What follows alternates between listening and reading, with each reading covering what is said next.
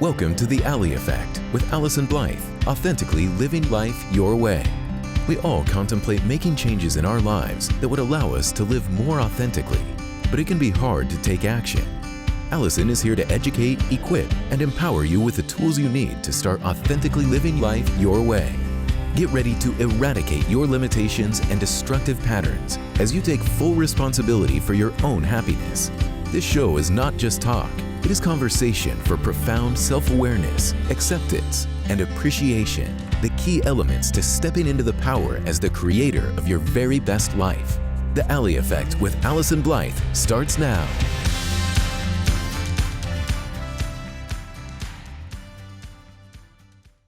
Hey everyone, and welcome. You're listening to The Ally Effect, Authentically Living Life Your Way, with me, Allyson Blythe, certified life coach and licensed clinical social worker.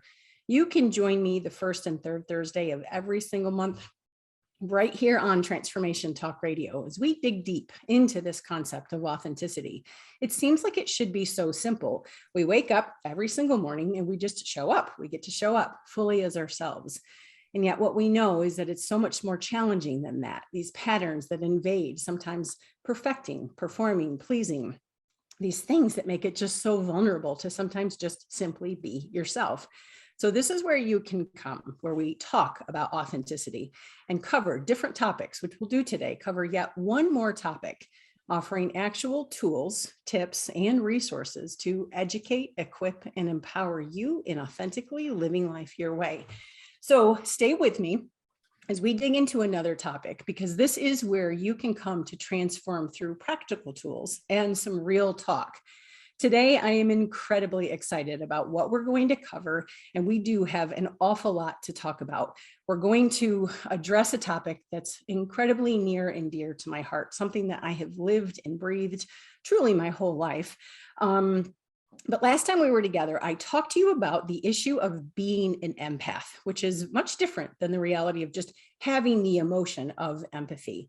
I introduced you to this topic, being an empath, a very unique and rare population in our world of people who not only have the emotion of empathy, but are actually wired this way, really from birth. They just kind of show up on the earth as empaths. Folks who have really big feelings. They have a higher sense of intuition, awareness, and insight about things. They can often detect and sense energy, emotions from different people, places, and things, even when they don't understand necessarily what it is that's going on. They do experience energy and emotions from other people and from situations, oftentimes as though it were their own. Empaths tend to make great friends because they are wonderful listeners. They're very tender-hearted, and then people are usually very drawn to them. And empaths tend to be very sensitive to things like nature, animals, water, trees, plants. They just have a level of energy and connection to be able to embrace those things in life. And yet there's another side to being an empath, someone who actually can feel very bombarded and overwhelmed by those exact same things that we just talked about. Sometimes emotions and energy are just way too much. It's just saturating for an empath. Things like maybe day-to-day regular things that most of us face in our society, busyness and rushing, a lot of noise or clutter, commotion that happens in the world, chaos, things that are pretty normal in our society and yet are incredibly stressful and saturating. It can cause an empath's energy to drain within seconds. Sometimes even normal things like socializing, or what I refer to as like too much peopling, can just impact an empath in tremendous ways. They are highly intuitive and can sense and pick up on other things that other people really can't, which can actually feel incredibly confusing. Again, everyday things like news, social media feeds, music, like things that we all face and are part of our world, complaining, negativity, other people's feedback or drama that's happening in our world, different things like that can really set an empath up for some significant struggles. And oftentimes they don't even know what it is that's happening. So hence the show, right? Today, I am incredibly excited that I have the opportunity to welcome two women who I've had the privilege of knowing for quite some time, two women who've grown very near and dear to my heart, who've experienced the reality of living life as an empath and also felt the weight of the world, felt the weight of this type of wiring and existence of being in the world, feeling sometimes burdened and saturated, overwhelmed by the experiences they were having because they didn't necessarily know what it was that was going on inside of them. Two women who very much like me have asked that classic empathic question. I hear it all the time from empaths. What's wrong with me? Classic empathic question. Why can't I be normal? Why can't I be like other people? And two women who over time have actually witnessed the process.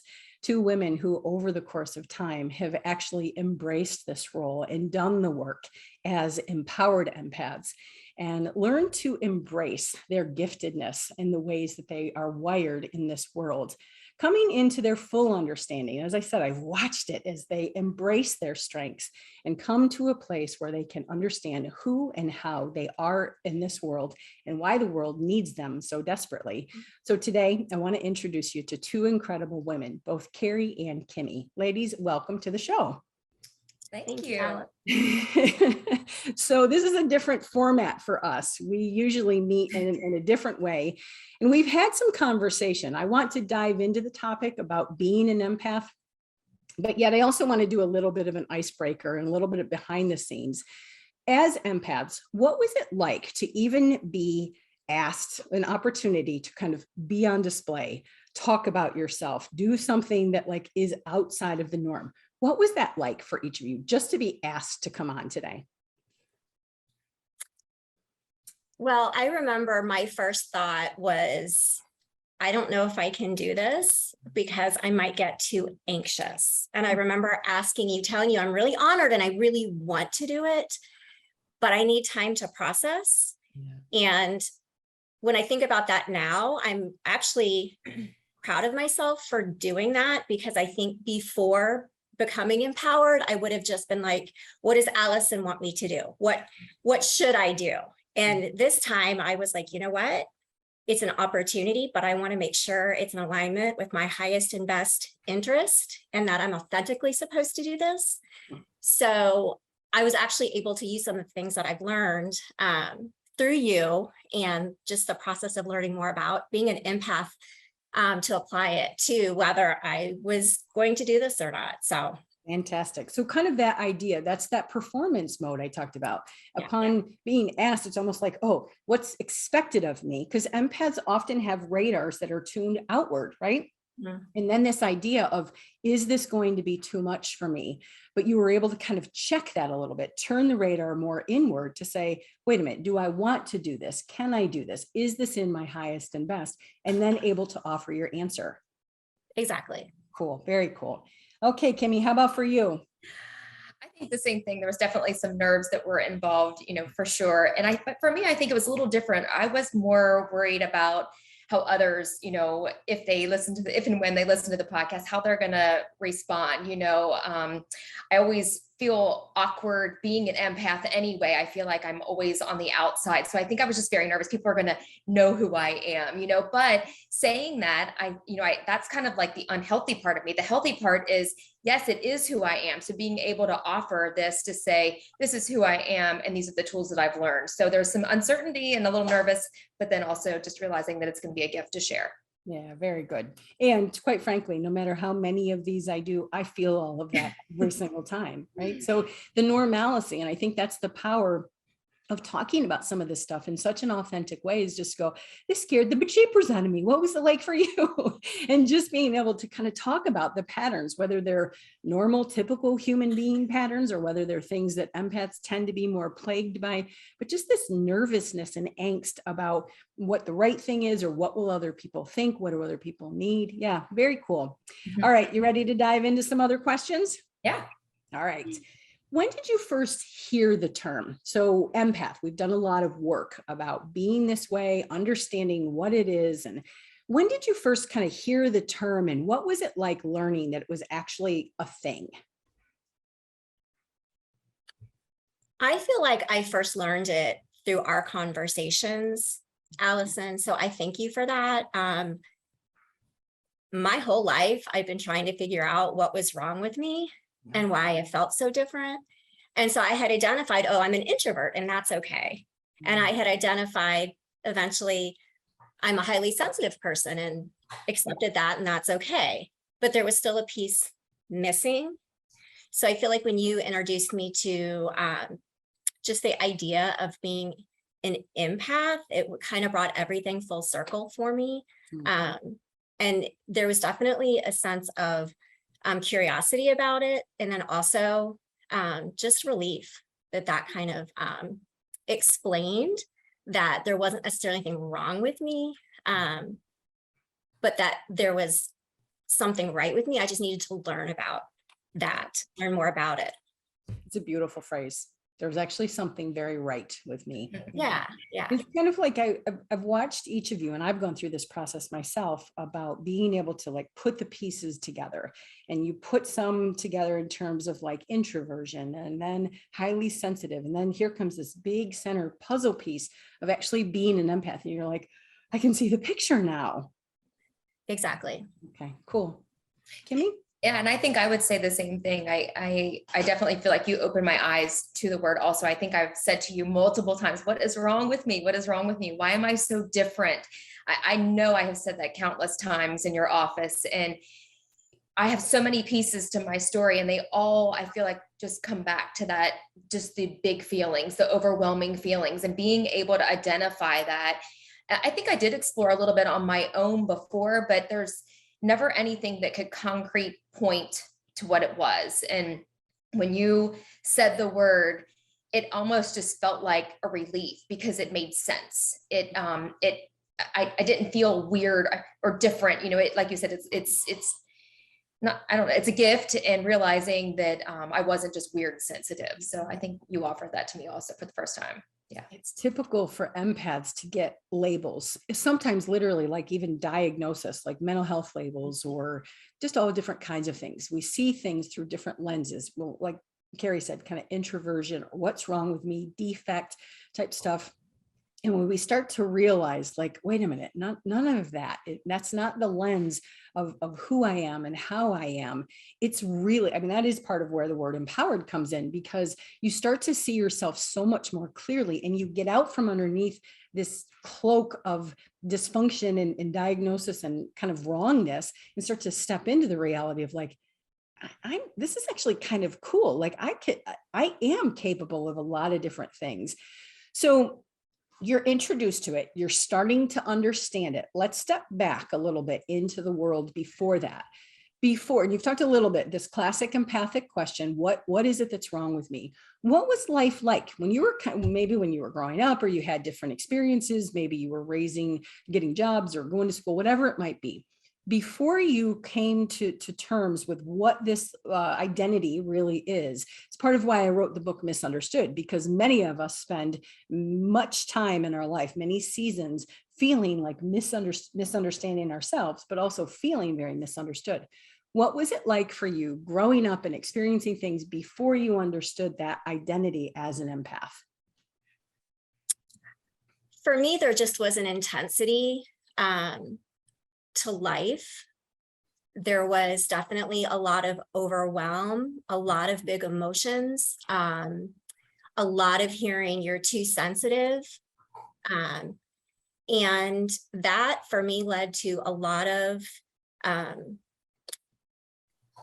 just beating up on myself, not understanding myself, not knowing what to do, because I didn't have guidance with the big feelings and with the sensing things and feeling like seeing someone and seeing their hurt and feeling their hurt, and I just didn't know what to do with all of it. And it just led to a lot of internal chaotic feelings. And for me, it wore down self-confidence. I mean, looking back, I think that I could see like this downward spiral of self-confidence. I think, to be fully honest, I think it led very directly to eating disorder that I suffered with for many, many, many, many years. For many reasons, and just a lot of struggle. Life was hard, really, really hard for me, and very confusing for me. It is that cloak is just a small example of it. Thinking about like looking at life, experiencing life almost with a kaleidoscope. Like it's hard to kind of understand. We do have such intensity about things, and so to sometimes feel very plagued and saturated, like I'm not normal. This isn't how normal people perceive the world. And oftentimes we'll bounce that kind of stuff off of people, or we'll witness of their experiences and go like, well, I don't respond like that, or I'm not capable of those types of things. And that's that comparison trap that a lot of us fall into, is because it is a very rare population, which is why we need each other, when we need conversation and education about it. Yeah. So basically, I mean, to oversimplify what you were just saying, incredibly challenging for you, very intense and just very, very challenging. Yeah. And a lot of living from the outside in and looking to others, like what am I supposed to be doing? Trying to emulate others versus living from the inside out, knowing who I was. So it really took away a lot of development of sense of self, until much later when I started to, understand more. Yeah. Okay. Kimmy. I think, knowing at a very, very, very young age that I was an empath, and I hope it's okay that I just share this little story because it's one of my favorite first stories of becoming an empath. But we were on a little tank bus going downtown to have lunch, and I had my lunch sitting next to me, and there was a homeless gentleman sitting next to us, and I could just feel the energy off of him. I think I was probably 5 years old. And I just remember feeling this. I remember today exactly how that felt, just feeling his feelings, his needs. And when we got off of the bus, my mom looked at me and she said, "Where's your lunch?" And she looked at me and she said, "You left it on the bus, didn't you?" And I said, "Yeah." So I remember as a young kid feeling so big, feeling huge emotions, reading the room, even as a young little girl, reading the room, sensing frustration, tension, and absorbing it and not understanding why. I would walk into a room and just feel this feeling immediately. Sometimes words that wouldn't even be said, picking up on nonverbals at a very young age, being able to almost meet somebody's need before they even ask for it, just because I could pick up on it. So it felt very weird to me. It felt sometimes out of bodied almost in a way. I didn't understand it at all. So I think just being very confused, being called sensitive was many times as how I was labeled. The people pleasing, I can relate with that so much also, just because if I went into the room and didn't create any more turmoil, then I was helping the situation, even though the turmoil may have nothing about me, but yet I was still going to be that because I read the room and thought if I could stay quiet or be that people pleasing, then I was going to be able to help. So at a very young age, I picked up on my empath ability really, really quickly. Yes, you did. And that's a beautiful component. It's a beautiful component about you and many of us, is this generosity and this tenderness that you have, compassion, deep levels of compassion. I knew that this was going to happen because honestly, we're just starting to roll with the intensity of even the conversation, and we have to take a break. So we're going to come right back and dive just as much into this conversation. Ladies, thank you so much for sharing, but we're going to take a break. You are listening to The Ally Effect, Authentically Living Life Your Way, with me, Allyson Blythe, certified life coach and licensed clinical social worker. Stay tuned because we're going to come right back and talk more about being an empath in today's world.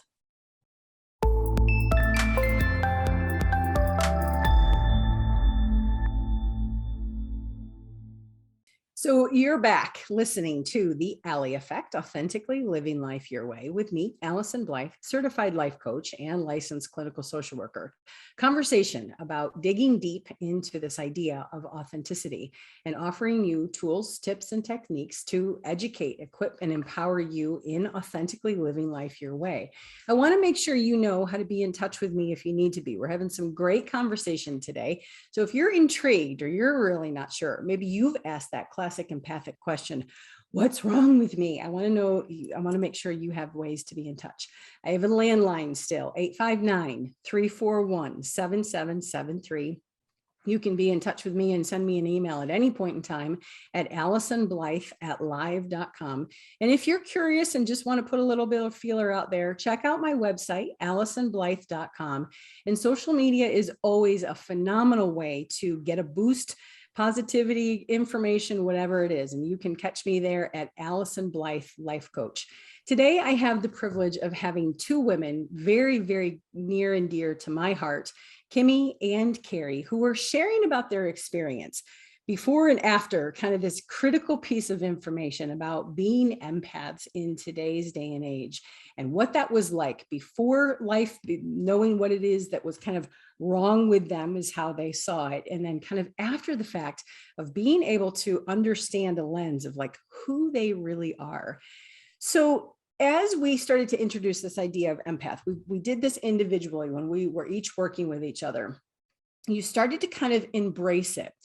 So what were some of the struggles and the experiences that you had, the specific ways maybe you were experiencing life before? You've talked about the intensity. Are there other, and Kimmy, you shared that beautiful story about sharing your lunch. Were there specific things that you remember that kind of maybe caught you off guard or imprinted a sense inside of you where you were like, man, I am really different in the world? Were there specific events that happened when you were maybe younger or growing up? I think that the lunch one sticks out to me the most, but always having that, like you said, the love for animals, nature, like a weirdness, like this crazy connection towards animals, and being able to, this is the really bizarre one, like feel sensations even off of like prints. Like if I see a piece of artwork and things like that. I remember we were looking for artwork for our house and it took weeks. And my husband, he would say, what about this one? No. And finally he was like, what is wrong? What is wrong with it? I said, well, do you really want to know? And he said, yes. I'm like, well, that one is angry. And that one is just blah. And this one's peaceful. And he's like, are you kidding me? Artwork has, a sensation, but, so nature, artwork, those are some more of like the more, being able to finish sentences, being able to, pick up on needs of people. That's not normal. My husband will say, how did you know that? So many times he's like, how did you know that? And I don't know. I can't explain it. You and I even had an experience where I picked up on something, but I think, and this is really deep, but I think we had a very significant trauma in our life, and my sister was murdered, and being an empath and having something so traumatic, so violent in your life, I knew it was hard, but the sensations that I felt, I could physically feel her pain, her yelling, her screaming. And I don't think normal people felt that way. So I think the ability to recover from that took me even longer. I didn't know I was an empath at the time, but the ability to recover and to heal from that took me so much longer because I was kind of like a empath gone crazy. I didn't have any tools. I didn't have any framework to understand why I felt that way. But I would hear things, feel things, almost even smell things and touch things that were crazy real to me. And I didn't understand. So that's a very big example, but it's one that definitely is very strong for me. And I understand now where that was, but it was very difficult at that time. Yeah. There's a saturation that happens. I certainly applaud your courage of sharing that. And we've held a lot of space about that level of trauma. And though most people kind of go through life feeling pretty imprinted and impacted by just anything that can happen, there's this element of trauma for an empath, it can be like fracturing. There's so much saturation that you're not only embracing your own experience, but that of other people and that of what actually happened and the rumination of all of those elements, thinking and rethinking. And what you described were your senses. And for empaths, senses are like on high alert. Not all of them, not for all empaths, and that we're not all wired identically. But what you talked about was like a sensory bombardment of which you endured trauma, and there was so much that was happening at the same time that you're getting it from every single angle of what's happening in the world. And of course, I mean, you were very young and it was horrifically traumatic, and so many people's different levels of reaction. And think about a balloon that bursts or a dam that bursts, it's like after a while, that emotion has to go somewhere. The energy, the emotion of everything that you're sharing, and the realization that we develop coping mechanisms, some of them very, very healthy, some of them very strong. Carrie talked about how she learned to cope with things. I mean, it can really be impactful. And then it compounds the sense that something's wrong with us, right? If we don't know what to do with all that emotion and energy, and it's coming out in different types of ways. It's like, see, I really am messed up. I'm depressed, or I'm acting out, or I've got these behavioral issues. Yeah. So you can start to see why knowing that you're an empath, understanding what it is, learning to separate out what other people's experiences are versus your own. Boundaries, detachment, understanding your commodities, recognizing energy, and then all of the coping mechanisms and strategies we've used. Who knows that? It's like at 10 or 20 or, even our age is like kind of this idea of we go through most of our life not knowing what it is and certainly not knowing what to do about it. So, yeah. Absolutely. And I think, like Carrie was saying, if these aren't in check, if these abilities aren't in check, they lead to very unhealthy patterns, because we think we are weird. We think there's something wrong with us. So we want it to be better. We want to fix it. We want to numb it, and that happened to me, and would I have handled it differently if I would have known these tools? I don't know. And that's, neither here nor there, but like today, now having those tools, I'm able to put it in a very different framework. So yeah. Very, you can see it through a whole other lens, can't you? Yeah. Carrie? I can remember specific incidences very young, like elementary school, of being very drawn to the student that was being excluded, that was being picked on, that looked different, that acted different. And I felt very responsible to try to make them feel better. I can think of two children in particular, students' peers. And the weight of that, I can just remember, like, it was heavy, because I wanted them so badly to feel better. And so being very much drawn to the underdog, and feeling very responsible for wanting that person to feel better. So I think I recognized very young that I had a gift of encouragement. I just didn't know exactly how to do that in a healthy way for a long time. Another instance that I had where I just knew, I had a friend in the hospital passing away of leukemia, and she was supposed to live for a couple more weeks, the doctors thought, and I spent the night with her in the hospital room, and she kept looking at me, and I just knew that she needed to be released. So I remember saying to her, "Hey, Heidi, we're going to be okay. You go, you do what you need to do." And I don't know how I knew that, but she passed the next day. And it was just this sense of knowing what needed to be said and done. And I don't know, because she at that point couldn't speak, but I feel like I've always been able to look in somebody's eyes. Like, the eyes are really important to me of a person. And I could look in her eyes and I knew. And so to this day, like, if you have sunglasses on or it's a dark room and I can't see your eyes, that's really hard for me. So those are just a few experiences that I've had that are, for me, very specific on how being an empath, has affected me. So I talk about the sharp edges of the world, death, trauma, turmoil, chaos, war, poverty, homelessness, like all these things.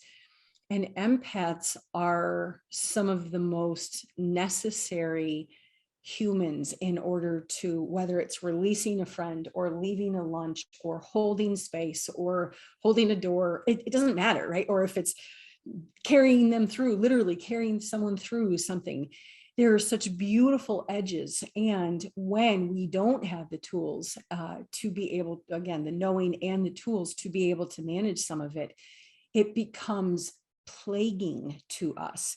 We often can take on the experiences of other people, and grounding is one of the most important elements of being able to recognize what it is that's happening and knowing how to stay very steadfast. Empaths tend to get, there's a couple things that happen. Sometimes we get very sucked into an experience because we have so much compassion. And Carrie, you talk about a very important dynamic. There's a knowing that we have. We don't know how we know it. We just know something. Kimmy, you talked about it with the artwork. Like you can feel it, you sense it. It just like, oh, that one's not right, or that's it, or I'm not doing that. People often are very encouraging, like, oh, well, you should go do this, date her, do this. And you're like, and listening to those outside voices make you very, very susceptible. But there's this element where empaths have the ability to just simply detect things, but without fact and logic, which is far more valued in our world, without a concrete, just the facts, ma'am, just the facts.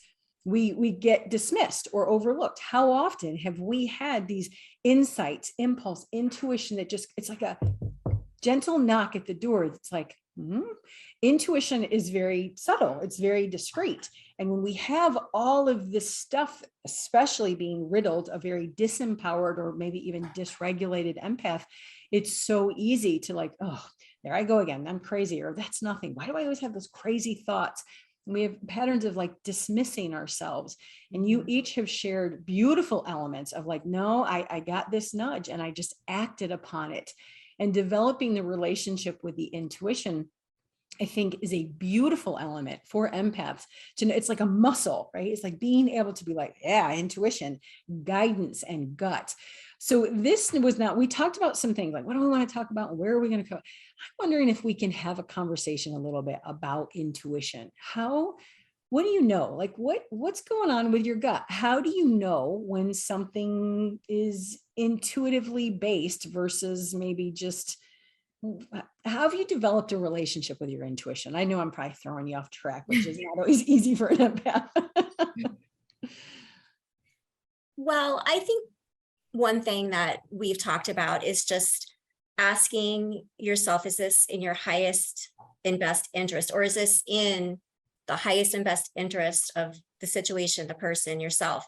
I think the more I've learned about being an empath, the more language I have, the more framework I have, the more confidence I have. And so those gut feelings, like, I don't know if we'll get into this, but like the body checking, that kind of stuff, like the gut feeling, having the confidence to kind of take steps towards that. And like for me right now, I think one way that my empathic abilities are really being exercised is I work with children. And I'm very observant, and I'm really able to just sense when a child needs encouragement or needs just a smile, or and it's hard to articulate that into words, but it's like trusting that it's like a forward motion. It's like something's moving you forward.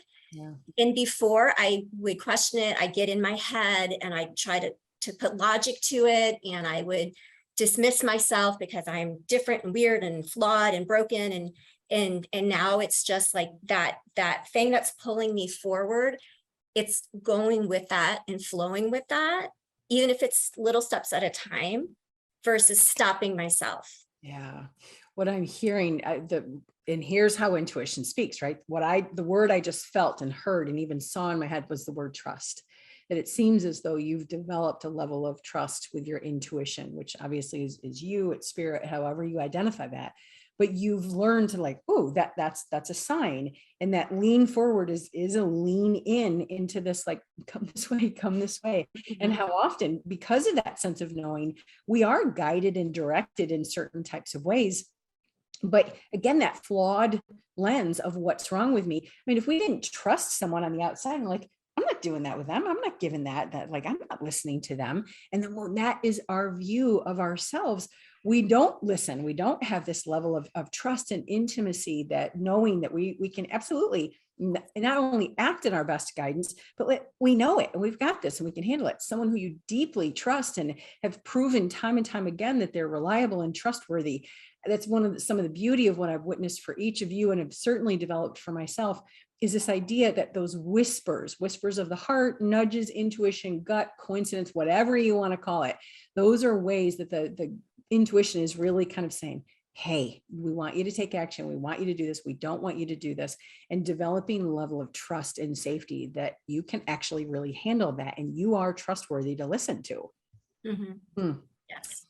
Kimmy, what about you for the intuition? I definitely am. A lot of nonverbals for me, I pick up on for intuition. I just pick up on energy in the room, and energy off of people. I feel like I literally feel it off of people, and being able to, it's very overwhelming feeling. I almost feel myself kind of looking around because I'm like, something's here, it's reading an energy. It's very hard to describe, but it's like, and then I'm like, okay, what am I tuning into? Where do I feel this? What's going on? It's like, you get this awareness, but then it's kind of like bringing it back together and putting the pieces of this little puzzle together to make that intuition, so you can act on it. So you get the energy, you get the information, and then it's the action that comes for me, because I feel like I get all this information.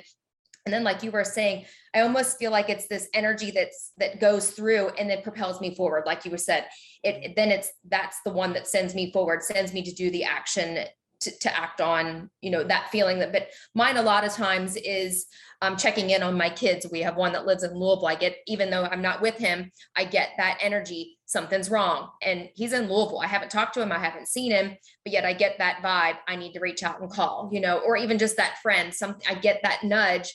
I don't know where it's coming from. I may not have seen them. I have done that multiple times with people. It's almost like a surge of electricity that comes through, and I have to sometimes decide, am I going to act on this? Am I not? Because it feels weird sometimes, but trusting that most of the time it's right, and acting on it, but learning to really just feel that energy and then act on it. So, yeah. It's so much deeper than logic and reasoning.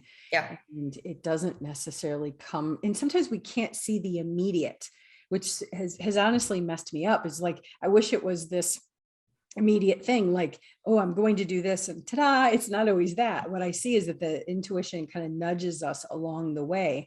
And what I heard you, Kimmy, talk about is that it's almost like a two-step dance. That the first one is recognizing, like, oh, there's a lot of energy. I just got some kind of gut sense, what's happening, there's something going on here. And then there's maybe this middle step of you being able to go, oh, wait a minute, like the grounding element, or a curiosity of kind of, all right, well, what is this trying to tell me? And then that third leg of being able to kind of go, oh, well, I'm going to take an action, or I'm going to make the call. So it sounds like it's just this very intricate dance that you have sometimes with just, and it doesn't mean that we have to we're not like spending hours a day, like with the intuition trying to figure out, isn't it very like boop, boop, boop, kind of, yeah, of knowing and just insight, and just take the action when the impulse nudges you. Absolutely. And I like that you said that it is kind of a two-step, and now having the tools, having worked with you for so long, understanding that grounding piece. I always had all the energy of that first step for years and years, but it was kind of uncontrolled. I didn't know what to do with it. And, so all those messages would be coming in and overwhelming. And that's when that you feel weird, and you feel, that's when all those, you're too sensitive, all those words come in.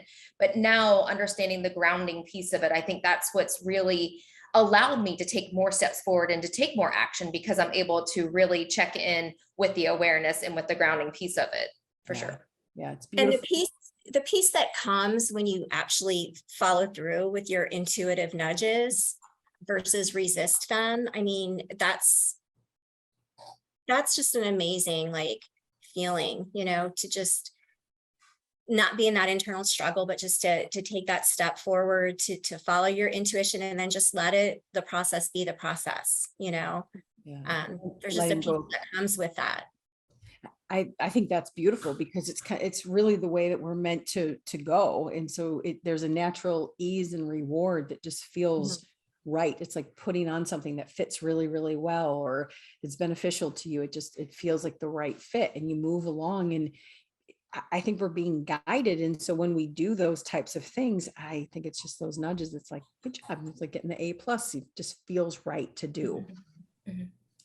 What about, let's talk a little bit about energy.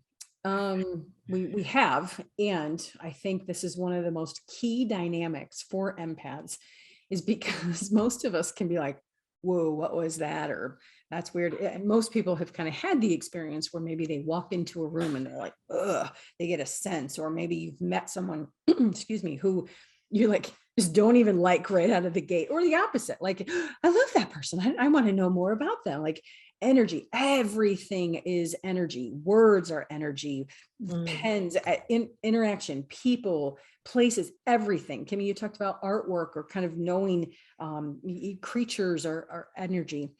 On a day-to-day basis, you wake up in the morning and we are very impacted by energy. The first thing we do with our phone and that. How do you recognize what's going on in your body energetically when something is like good energy, when something isn't? How do you manage and regulate energy as you go through the day? What's energy regulation and awareness like for you? It's tricky. You know me, I have a really hard time with sitting still. And so it's something that I definitely have to work on, because I think as an empath, one of my gifts, strengths, maybe also even difficulties, is I am very much impacted by energy, whether it's, like I said, even energy off of things that aren't even real. So it's difficult because it's not just walking into a room that's difficult for me. Sometimes it's, again, no words said or no action said. So it's very difficult. So putting boundaries up, realizing that some situations aren't good for me, and knowing that I just can't do certain things. I think that's an honest thing. One thing that I struggled with for years was hugging people, because that's a lot of energy coming in. If they're broken and they're struggling, I didn't understand why I didn't like to hug. I thought I was just a little prickly little person, but actually learning, that's been a gift. It really has been, to learn that the reason I wasn't able to hug is because it was too much. I immediately felt this, whoa, when I would hug somebody. I didn't understand why, when I left that situation, I felt even worse in a way, or felt more heavy. How about that? More heavy.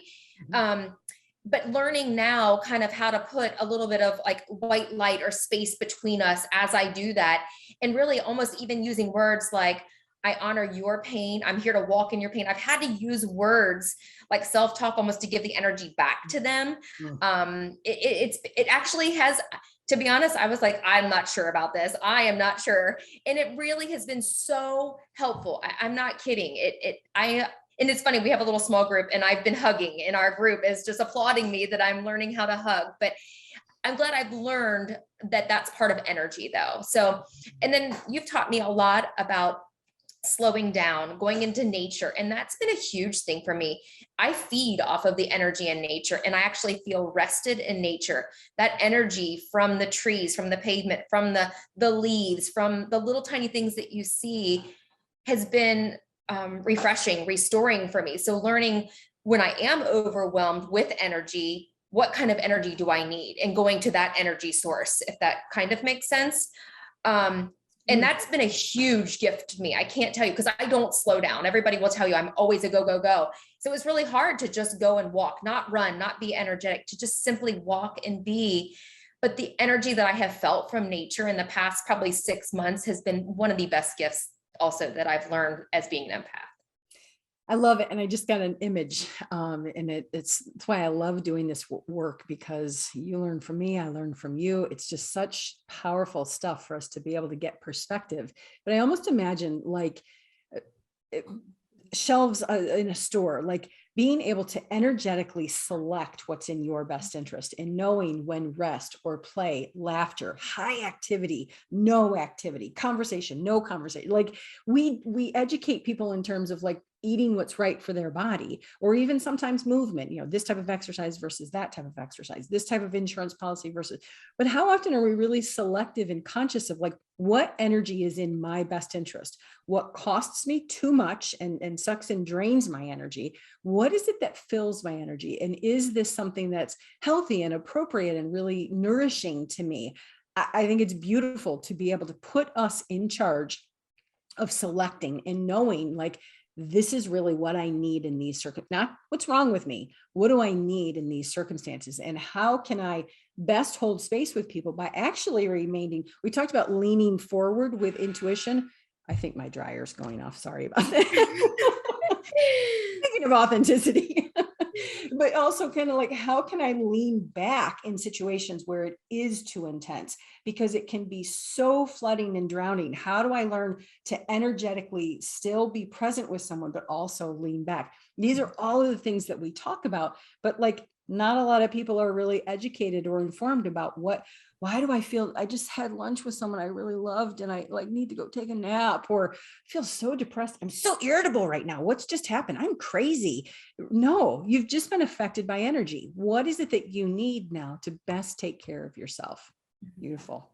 The word that comes to my mind for myself is navigation. I used to describe myself, like before understanding myself, as like a ship being tossed around by waves and a storm. Okay. And now I feel like I have the ability to, and that was just energy. That was energy and emotion. And I just, it was a sense of chaos, of feeling out of control.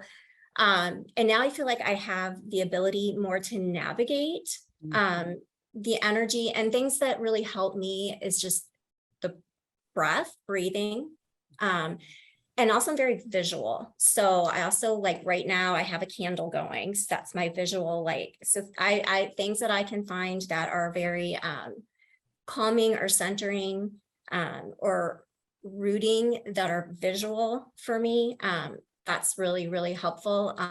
And also just pausing, like I work in a school. And so there's a lot of energy in a school. Everybody's coming. There's a lot of people, a lot of different ages, a lot of different backgrounds. And I find that once I step out of the school, I can feel almost like buzzed, some days. And I just have to get in my car and breathe, and sometimes not go straight home, sometimes just stop off somewhere that is a calming place for me or whatever, and just giving myself that space. And then also I do need downtime. Like I need a lot of downtime to kind of shake that energy off and to recharge my batteries. And maybe part of that is being an introvert, but part of it is I really relate to that sense of energy having such an effect on me that I get very, very drained. And I used to really get frustrated with myself. Why can't I handle things? Or why does this happen, to me, when it seems like everybody else can keep going and everybody else is fine? So just honoring the fact that I need to be in my home, in my safe space. And I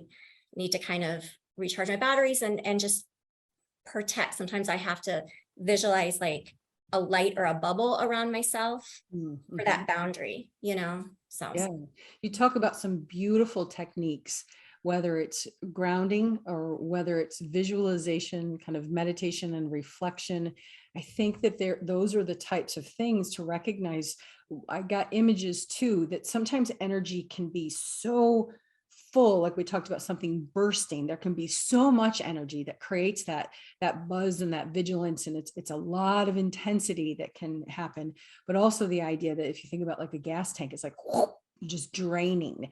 And so knowing where you are with that and how to regulate, and some of the techniques that you just talked about are all ways for us to be able to practice some of that. This is such good stuff. We have just a couple minutes left before we have to wrap up. I want to ask you, what would you've done so much of this work, and I've watched each of you kind of grow and develop in your own ways, and truly like step into your own as this beauty and strength has come in. So what would you say to someone who maybe they're just starting their journey, or they're still plagued by that question, what's wrong with me? What would you share with them, or how would you encourage them?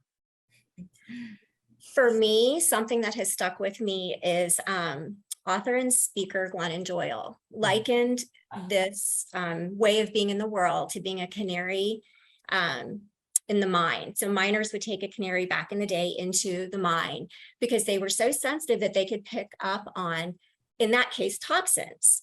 And so if the canary wasn't doing well, the miners knew that they were in a space where they needed to leave or their life would be in jeopardy.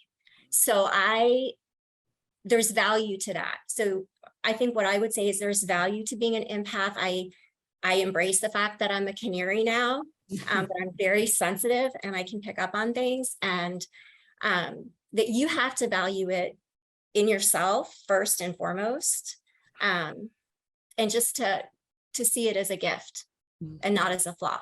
Yeah. So And shifting you're the not broken. lens. Yeah. Yeah. Shifting the The shift in lens. perspective. Yep. Okay. Yeah. Beautiful. Kimmy? I think the same thing, seeing it as a gift has been so freeing to me because, for so long, like we said, you're labeled, and I labeled myself as very sensitive. And I think I would just really encourage somebody is to seek out somebody that really can help explain it. And everybody's ability as an empath is different. You may have different gifts and strengths as an empath that may not resonate, that Carrie and I have shared today, but to have somebody really help you sort this out has really been wonderful to me. It's just given me such meaning. It's given me a lot of understanding to things that I couldn't. So, and I think saying that, it also allows me to be aware of other empaths that I meet in my life. I think at least one of my kids might be an empath. So I feel like I'm also giving them that gift of helping them kind of be a little bit more aware when things are sensitive or things are too overwhelming, to help kind of protect them or give them some tools, very small tools. I'm holding a little, this is my little thing to rub on, so giving them some techniques and things that I have learned through this. So, finding somebody that can really help you walk this. I think there's wonderful books, there's wonderful podcasts out there. And we have a community of empaths that meet and talk. And that has been so encouraging because your weirdness is understood. My husband doesn't understand it. Some of my friends do not understand it. They think it's very odd, but it's wonderful to sit around other people that do understand and get it. Even if we don't share the same feelings or the same sensations, it's just really been a gift to have community that also understands it.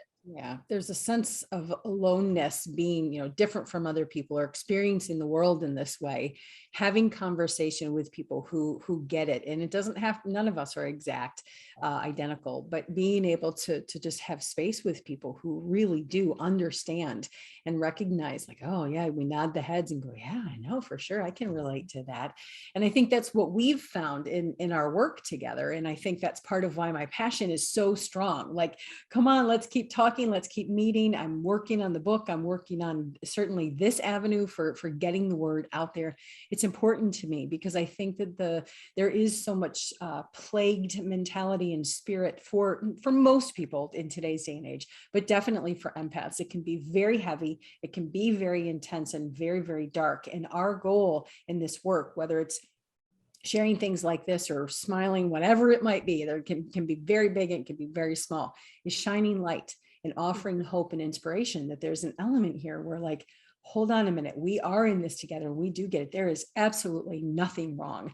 And getting people more and more along the lines of this empowered state. That's my goal. You guys have certainly helped me do more of that today, in spreading the word with being able to be here and recognizing like, yeah, this was hard and I didn't understand it, but look at us now. That's kind of what I see. Look at us now, right? Able, capable. Doesn't mean life is perfect. Things are still hard. The world still happens. And there's still so many struggles and difficulties. And I can still get plagued by emotion and all of that kind of stuff, energy. And that's where we know how to, when you know better, you do better. And we start to understand this and are capable of doing this. Ladies, I just can't thank you enough for being a part of this journey in every way that you have. Any last one or two words? I would just tag on to what you just said, is that the world needs us. Yes. We're vital to our world. Yep. And so that's why I feel like your work and sharing and community, as you put it, Kimmy, they're so important because we need to step into our empathic abilities because the world needs them. Yeah, we sure do. I would kind of say the same thing, is realizing what a gift we really are, and the ability that we have, especially this world is just so difficult and so heavy right now. So being able to hold space for some of that energy for people, but then also, honoring our needs during that time. But I feel like our hearts are just really wired for this time right now. I feel like we really can be a gift for so many right now. Agreed. Yep. The gifted, empowered empath. Isn't that the truth, right? Yeah. So thank you, ladies. And I want to thank you all for joining us today on the Ally Effect, Authentically Living Life Your Way. I am Allyson Blythe, and you can join me the first and third Thursday of every single month, 1:00 Central Time and 4:00 Eastern Standard Time.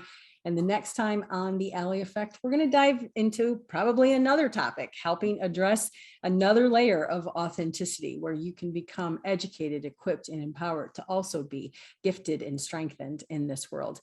Have a great week, and I look forward to seeing you back next time. Thanks for tuning in to the Ally Effect with Allyson Blythe.